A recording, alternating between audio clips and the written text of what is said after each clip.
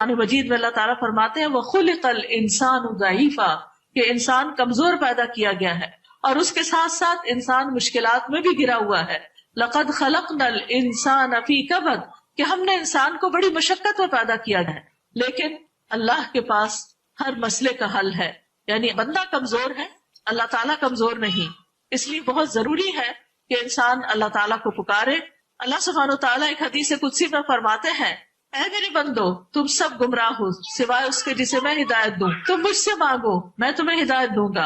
اے میرے بندو تم سب بھوکے ہو سوائے اس کے جسے میں کھلاؤں، تو تم سب مجھ سے کھانا مانگو میں تمہیں کھانا کھلاؤں گا. اے میرے بندو تم سب برہنہ ہو سوائے اس کے جسے میں لباس پہناؤں، تم سب مجھ سے لباس مانگو میں تمہیں پہناؤں گا. اے میرے بندو تم سب دن رات گناہ کرتے ہو اور میں سارے گناہوں کو بخشتا ہوں، تو تم مجھ سے بخشش مانگو میں تمہیں بخش دوں گا. اے میرے بندو تم اولین اور آخرین جن و انس ایک صاف چٹیل میدان میں کھڑے ہو کر مجھ سے مانگو اور میں ہر ایک کو وہ عطا کروں جو وہ مانگے، تو پھر بھی میرے خزانوں میں کبھی نہیں ہوگی مگر جتنی سمندر میں سوئی ڈال کر نکالنے سے پانی میں کبھی واقع ہوتی ہے. نتھنگ. ایک سوئی کو کیا پانی لگتا ہے؟ تو اللہ کے خزانوں میں کبھی نہیں آتی. اس لیے ہمیں کبھی بھی مانگتے ہوئے جھجکنا نہیں چاہیے، شرمانا نہیں چاہیے، ڈرنا نہیں چاہیے، اور مانگتے چلے جانا چاہیے اور رو رو کے مانگنا چاہیے، فریاد کر کر کے مانگنا چاہیے، اپنے گناہوں اور غلطیوں کا اعتراف کر کے مانگنا چاہیے. اور جو اللہ کی طرف پلٹتا ہے اس کو راضی کرتا ہے، نیک اعمال کرتا ہے اور یہ سمجھتا ہے کہ اللہ کے سوا کوئی مددگار نہیں، تو اللہ سبحانہ تعالیٰ اس کی مدد کرتا ہے.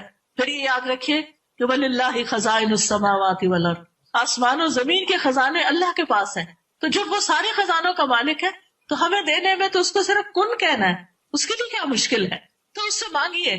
وہ تو یہ دیکھ رہے ہیں کہ کس وقت میرا بندہ اس کی طرف پلٹتا ہے اور وہ اس کی سنتا ہے، اور پھر اسے کسی سے مشورہ نہیں کرنا.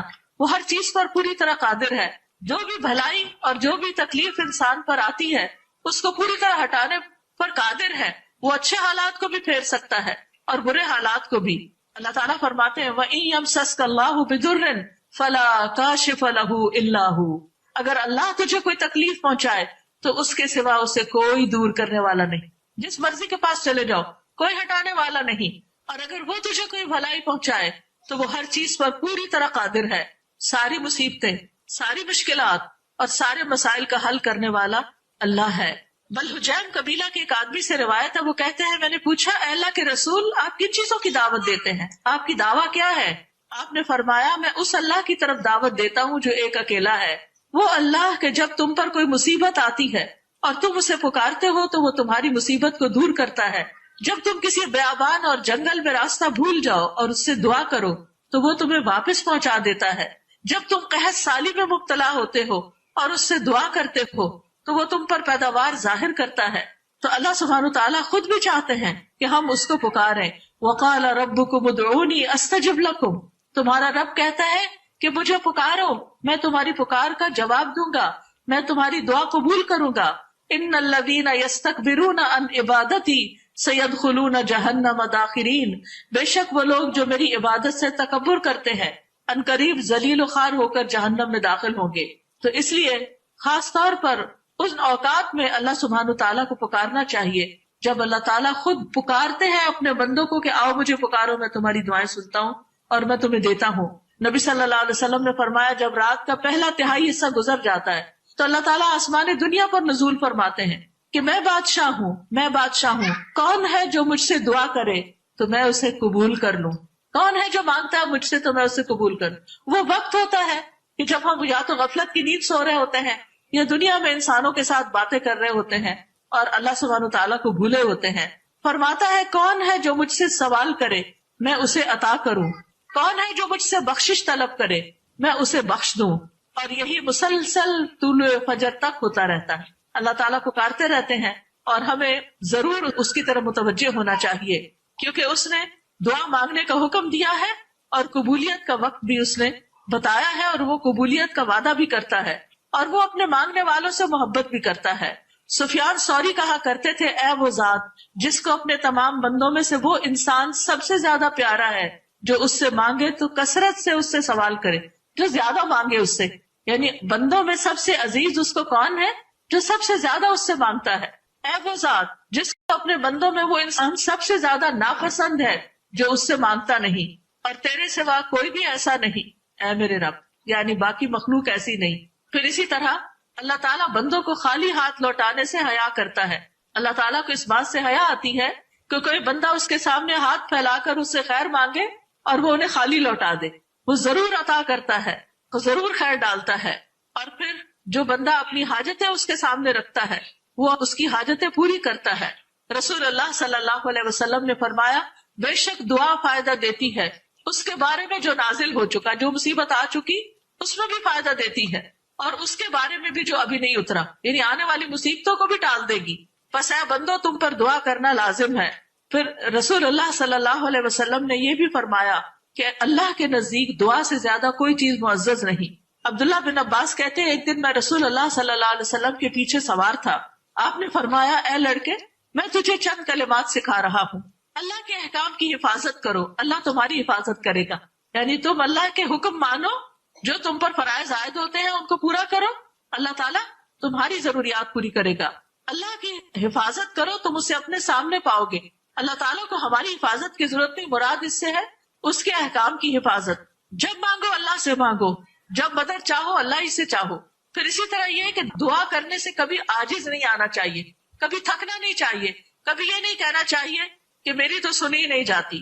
جو آدمی اللہ سے مانگتا نہیں اللہ تعالیٰ اس سے ناراض ہوتا ہے، اور مایوس ہونا کبیرہ گناہ ہے۔ اللہ تعالیٰ بندوں کی مایوسی پر مسکراتا ہے کہ کس طرح بندوں کا مسئلہ حل ہونے والا ہوتا ہے اور وہ دعا مانگنا چھوڑ دیتے ہیں۔ کس طرح جب ابراہیم علیہ السلام کو آگ میں پھینکا جانے والا تھا اور انہوں نے دعا کی حسبنا اللہ و نعم الوکیل، تو اس وقت اللہ سبحانہ تعالیٰ نے ان کو آگ سے بچایا۔ جس شخص کا باپ اور جس کی ماں اور جس کے بہن بھائی سب اس کے دشمن ہو جائیں اور وہ اپنے ہاتھوں اس کو آگ میں پھینک رہے ہوں اور اس کو بچانے والا کوئی بھی انسان دنیا میں نہ ہو، تو اس کو کس نے بچایا؟ اس کو صرف اللہ نے بچایا۔ حسبنا اللہ و نعم الوکیل۔ تو ایسے مسائل جن کا آپ کے پاس کوئی حل نہیں، جن میں آپ کی کوئی بھی مدد نہیں کر رہا، کوئی آپ کو کام نہیں آ رہا، کسی کی کاؤنسلنگ، کسی کا وظیفہ، کسی کی کوئی بات، تو آپ اپنے رب کی طرف رجوع کریں، یا رب حسبنا اللہ و نعم الوکیل پڑھے۔ پھر اسی طرح یعقوب علیہ السلام اپنے بچوں سے کہتے ہیں جب ان کے بنیامین بیٹے بھی گم گئے، یا بنی اذهبوا فتحسسوا من یوسف واخیہ ولا تیأسوا من روح اللہ انہ لا ییأس من روح اللہ الا القوم الکافرون۔ اے میرے بیٹو جاؤ یوسف اور اس کے بھائی کا سراغ لگاؤ اور اللہ کی رحمت سے مایوس نہ ہو، بے شک حقیقت یہ ہے کہ اللہ کی رحمت سے نا امید نہیں ہوتے مگر وہی جو کافر ہیں۔ پھر تکرار سے دعا کریں، تکرار اور اصرار اور ہاتھ اٹھا کر اور پھر خوب بلند کر کے۔ ایسے بعض اوقات ہم کرتے ہیں یوں کر کے مٹھی بند کی بھی ہوتی ہے اور دعا کر رہے ہوتے ہیں، نہیں، کھولے ہاتھوں کو، ہاتھ اونچے کریں اور پکار کے اللہ تعالیٰ کو فریادیں کر کر کے اللہ سے دعا مانگے، توجہ اور دل سے دعا مانگے۔ یہ نہیں کہ آپ ہاتھ اس طرح رکھ کے پریشان حال بیٹھے ہوئے اور بس دل میں سوچ رہے ہیں اچھا اللہ تعالیٰ آپ ہی ہیں جو کچھ کر دیں، آپ کرنا چاہیں تو کر دیں۔ نہیں، ایسے نہیں دعا کرنی، پورے یقین کے ساتھ، توجہ کے ساتھ، دل کے ساتھ، پختگی کے ساتھ، اور جلد بازی سے بھی بچنا ہے کہ میں نے بہت دعا کر لی اب تو میری دعا قبول نہیں ہوئی تو اب مزید تو کرنے کا شاید فائدہ نہیں۔ پھر اسی طرح یہ ہے کہ بدر کے موقع پر کس طرح نبی صلی اللہ علیہ وسلم نے اللہ تعالیٰ کو پکارا اور بار بار پکارا۔ اس طرح کہ حضرت علی کہتے ہیں کہ غزوہ بدر کی رات ہم نے دیکھا، اور یہ اللہ کے رسول ہیں، کہ ہمارے درمیان ہر شخص سو جاتا تھا سوائے رسول اللہ صلی اللہ علیہ وسلم کے، جو ایک درخت کے نیچے نماز پڑھتے جاتے تھے اور روتے جاتے تھے یہاں تک کہ صبح ہو گئی۔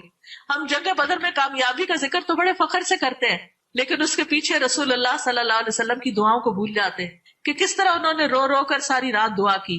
اور پھر وہ کہتے ہیں کہ اتنے کمزور حال میں تھے ہم کہ غزوہ بدر کے دن مقداد بن اسود کے علاوہ ہم میں کوئی گھڑ سوار نہ تھا۔ پھر اسی طرح نبی صلی اللہ علیہ وسلم نے جو دعا کی وہ کس طرح قبلہ رخ ہوئے، اپنے ہاتھوں کو اٹھایا، گڑ گڑا کر دعا مانگی، اے اللہ میرے لیے اپنے کیے ہوئے وعدے کو پورا فرما، اے اللہ اپنے وعدہ کے مطابق عطا فرما، اے اللہ اگر اہل اسلام کی یہ جماعت ہلاک ہو گئی تو زمین پر تیری عبادت نہ کی جائے گی۔ تو ابو بکر رضی اللہ عنہ آئے، آپ کی چادر کو اٹھایا، آپ کے کندھے پہ ڈالا، پیچھے سے آپ کے ساتھ لپٹ گئے، عرض کیا اللہ کے نبی اب اپنے رب سے دعا کافی ہو چکی ہے، وہ ان قریب ضرور آپ سے کیے ہوئے وعدے کو پورا کرے گا۔ کس طرح وہ حوصلہ دلاتے ہیں اور کس طرح پھر وہ آگے بڑھ کر حملہ آور ہوتے ہیں، اور کس طرح اللہ سبحانہ تعالیٰ نے ان کی دعا سنی۔ نبی صلی اللہ علیہ وسلم پر جادو ہو گیا تھا، اور اس میں آپ جو کچھ پیش کرتے تھے دین کے معاملات میں، اس میں تو کوئی خلل نہیں آیا، لیکن جو آپ کے اپنے ذاتی معاملات ہوتے تھے اس میں کچھ بھول کا بھی بازو کا شکار ہو جاتے تھے، آپ کی کیفیات کچھ بدل گئی تھی۔ تو آپ صلی اللہ علیہ وسلم نے کیا کیا؟ حضرت عائشہ کہتی ہیں بنو زریق کے ایک یہودی لبید بن عاصم نے رسول اللہ صلی اللہ علیہ وسلم پر جادو کر دیا، جس کی وجہ سے رسول اللہ صلی اللہ علیہ وسلم کو کسی چیز کے بارے میں خیال ہوتا کہ آپ نے وہ کام کر لیا ہے، حالانکہ وہ کیا نہ ہوتا تھا۔ حتیٰ کہ ایک دن یا رات آپ میرے پاس تھے اور آپ نے بار بار دعا کی، پھر فرمایا اے عائشہ کیا تمہیں معلوم ہے کہ جو کچھ میں نے اللہ سے پوچھا تھا اللہ نے مجھے اس کا جواب دے دیا ہے۔ یہ اس غور سے دوبارہ سنیے کہ نبی صلی اللہ علیہ وسلم حضرت عائشہ کے گھر میں تھے، آپ نے بار بار دعا کی، بار بار دعا کی، پھر حضرت عائشہ سے کہا تمہیں معلوم ہے جو کچھ میں نے اللہ سے پوچھا تھا اللہ نے مجھے اس کا جواب دے دیا۔ میرے پاس دو آدمی آئے، ان میں سے ایک میرے سر کے پاس، دوسرا میرے پاؤں کے پاس بیٹھ گیا۔ ایک نے اپنے دوسرے ساتھی سے پوچھا اس صاحب کو کیا بیماری ہے؟ دوسرے نے کہا اس پر جادو کیا گیا ہے۔ اس نے کہا کس نے جادو کیا ہے؟ دوسرے نے کہا اس لبید بن عاصم نے کیا ہے۔ پوچھا کس چیز میں ہے؟ بتایا کنگھی اور جھڑنے والے بالوں میں۔ پھر انہیں نر کھجور کے خوشے میں رکھا ہے۔ پوچھا یہ جادو کہاں ہے؟ کہا زروان کے کنویں میں۔ چنانچہ آپ صلی اللہ علیہ وسلم اپنے ساتھیوں کو لے کے وہاں پر گئے اور اس کنویں سے اس چیز کو نکلوایا اور پھر اس کو ختم کر دیا۔ تو اس سے آپ اندازہ لگا سکتے ہیں کہ کس طرح اللہ سبحانہ تعالیٰ نے ان کی دعا سنی اور کس طرح یعنی اس کا حل بھی دکھا دیا اور اس کی صورت سامنے آ گئی، اور پھر اللہ سبحانہ تعالیٰ کی مدد کس طرح پہنچی۔ تو کہنے کا مطلب یہ ہے کہ اجتماعی معاملات ہو یا انفرادی معاملات ہو، ذاتی مسئلہ ہو، جن جادو کا مسئلہ ہو، یا شادی کا مسئلہ ہو، یا رزق روزی کا مسئلہ ہو، یا کسی معاملے میں کوئی ڈیسیژن لینے کا مسئلہ ہو، اللہ کو پکارے، بار بار پکارے، کثرت سے پکارے، قبولیت کے اوقات میں پکارے، تکرار سے پکارے، اور اللہ ہی بندے کے لیے کافی ہے۔ وَمَن يَتَوَكَّلْ عَلَى اللَّهِ فَهُوَ حَسْبُهُ إِنَّ اللَّهَ بَالِغُ أَمْرِهِ لَقَدْ جَعَلَ اللَّهُ لِكُلِّ شَيْءٍ قَدْرًا۔ جو شخص اللہ پر بھروسہ کرے وہ اسے کافی ہے، اللہ اپنا کام پورا کر کے رہتا ہے۔ بلا شبہ اللہ نے ہر چیز کا ایک اندازہ مقرر کر رکھا ہے، ہر چیز کا ایک اندازہ مقرر، ہر چیز کا ایک وقت ہے۔ آپ دعائیں مانگتے جائیں، جب دعا کے پورے ہونے کا وقت آئے گا تو آپ کی دعا قبول ہو جائے گی۔ اور پھر اللہ تعالیٰ بندے کے گمان کے مطابق معاملہ کرتا ہے۔ اگر آپ کا گمان یہ کہ اللہ تعالیٰ کام کرے گا تو ناممکن کام بھی آپ کا ہو جاتا ہے، مشکلات ٹل جاتی ہیں، پہلے سے بہتر نعمتیں آپ کو ملتی ہیں، پہلے سے بہتر صحت آپ کو ملتی ہے۔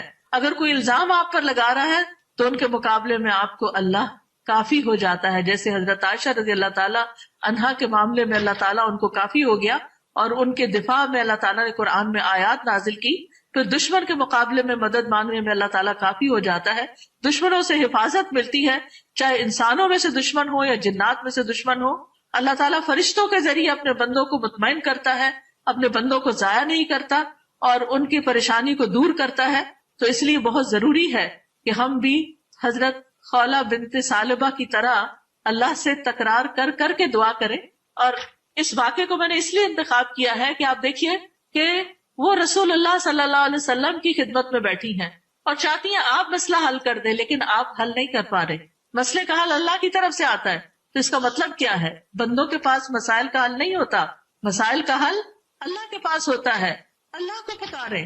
اور نبی صلی اللہ علیہ وسلم دنیاوی معاملات میں تو لوگوں کی مدد کرتے تھے، کوئی بھوکا آتا کھانا کھلاتے یا اور اسی طرح، لیکن دعائیں صرف اللہ ہی سنتا ہے، پیغمبر دعائیں نہیں سنتے، اللہ سبحانہ تعالیٰ سنتے ہیں، اور اللہ کی طرف رجوع کرنے سے ہی مسائل حل ہوتے ہیں۔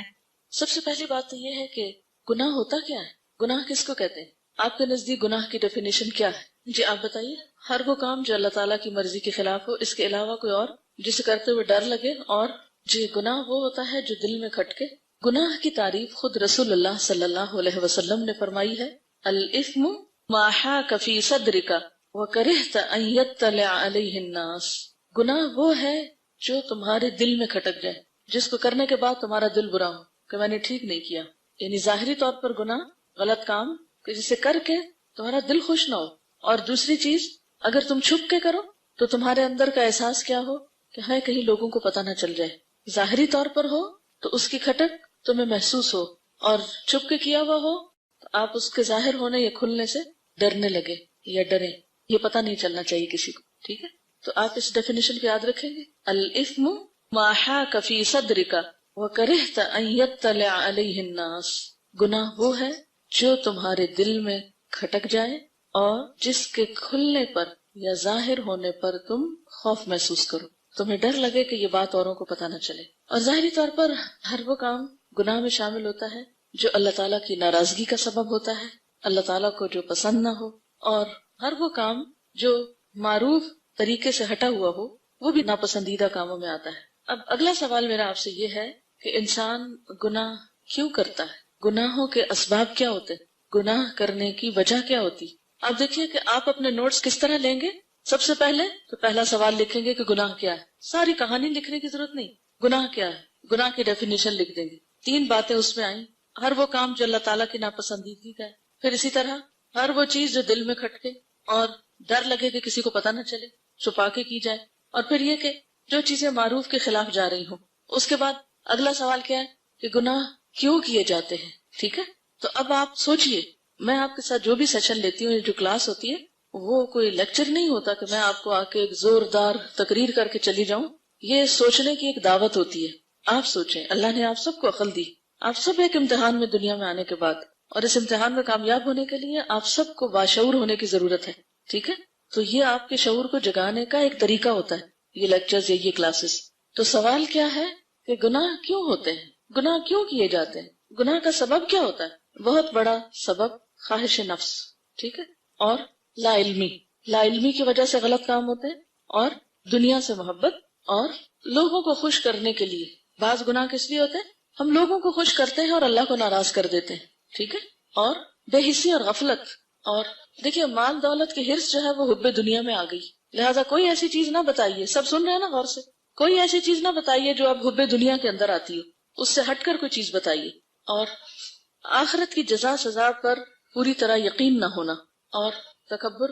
حب ذات آپ کہہ سکتے ہیں اس کو ایک جامع لفظ، پھر اس میں بہت ساری چیزیں آ جائیں گی، یعنی ذاتی منفعت اور ذاتی مفاد اور ذاتی فائدے حب ذات میں آ جاتے ہیں. اور اللہ تعالیٰ سے تعلق کا کمزور ہونا، اور بری صحبت. یہ ایک بہت بڑا سبب ہے، کیونکہ انسان جس ماحول میں ہوتا ہے تو بعض اوقات نہ چاہتے ہوئے وہی کام کرنا شروع کر دیتا ہے، حالانکہ اس کی اپنی مرضی نہیں ہوتی. تو بری صحبت ایک بہت بڑا سبب ہوتا ہے، یہ وجہ ہوتی ہے.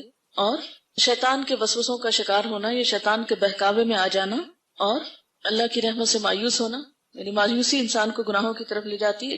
اور ماحول اور معاشرے کا خوف، اور انسانی تعلقات کی خرابی، یعنی غلط کار لوگوں کے پھر انسانوں سے بھی تعلقات خراب ہو جاتے ہیں. بہرحال بنیادی اسباب آپ کے سامنے آ گئے ہیں.